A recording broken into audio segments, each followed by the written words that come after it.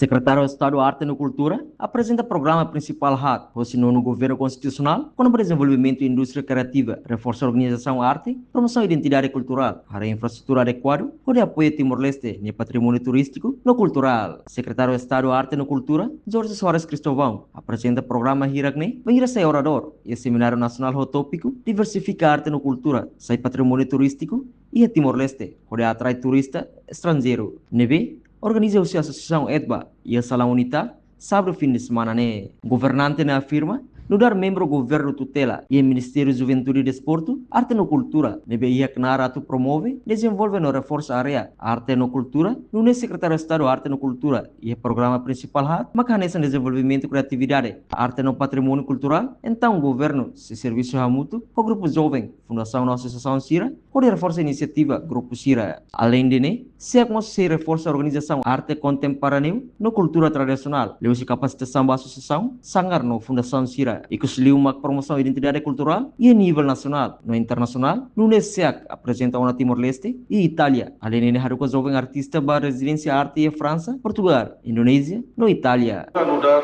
órgão que Departamento da Nabema que tutelado e Ministério da Juventude e Desporto, Arte e Cultura. Nabema que halavnya funções Cira, onde promove, onde desenvolve, onde reforça, onde desenvolve área arte e cultura. E no governo constitucional, ato assegura batir a minha programa principal na bema ato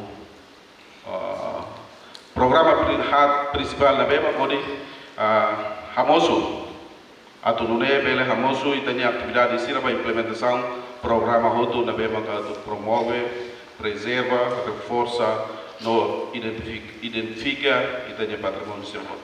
Primeiro, o insight desenvolve e tem criatividade arte no patrimônio cultural. Segundo, reforça a organização arte contemporânea no cultura tradicional sira. Ita soinga otete, ato reforça ida ne, ita serviço moço, o grupo sirhoto. Terceiro, promove identidade e cultura no promove itania arte. Igos lima que programa para desenvolvimento infraestrutura para no facilidade na bema adequado. Então tu atene lugar país ida na bema que foi o contrasican de 24 anos levar e tá atene kata governo e prioridade sirhoto, mas bem mos e prioridade no atenção balo para a área da arte e cultura. O Isama que ele desenvolve tem infraestrutura, agora da kita halona. Reportagem Fifana de Carvalho, Televisão Timor Post.